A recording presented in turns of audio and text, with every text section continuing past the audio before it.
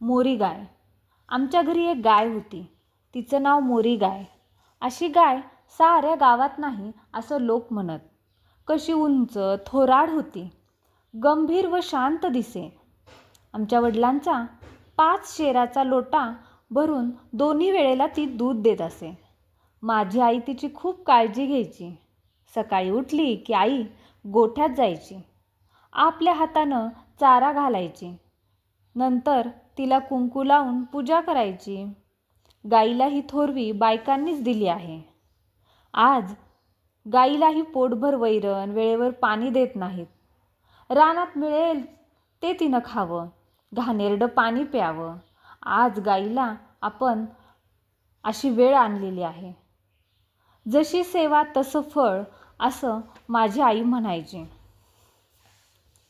माझी आई मधून मधून गोठ्यात जायची. तांदूळ धुतलेलं पौष्टिक पाणी तिला पाजायची. दुपारी गोग्रास म्हणजे गाईचा नैवेद्य भरवायची. आईचं मोरी गायीवर फार प्रेम होतं. मोरी गाय आईचे हात चाटायची.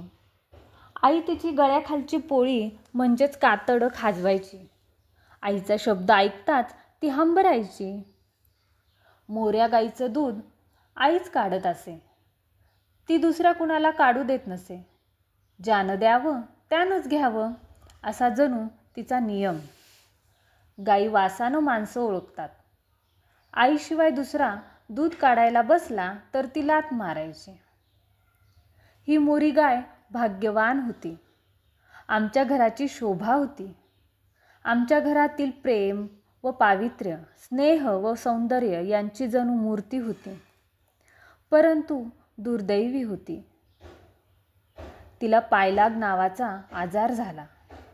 या आजारानं कोकणात फार गुरं मरत. पायाला फोडं येतात, त्यात किडे पडतात. पाय आपटून आपटून 1-2 दिवसात गुरं मरतात.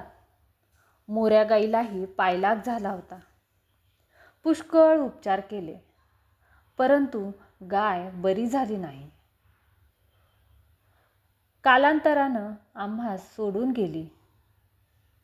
गाय गेली त्या दिवशी आई जेवली नाही. तिला किती वाईट वाटलं हे कसं सांगू. जो प्रेम करतो त्याला प्रेम वस्तू गेल्याचं दुःख कळतं. मोरी गाईबाबत बोलताना कधी कधी आई म्हणायची, मोरी गाय गेली आणि घराण्याचं भाग्यही गेलं. त्या दिवसापासून घरात भांडणं सुरू झाली. घराला अवकळा आली. आईचं म्हणणं व्यापक अर्थानंही खरं आहे. चरखा व गाय या भारतीय भाग्याच्या आधार देवता. त्यांच्याशिवाय भारताला तरणोपाय नाही.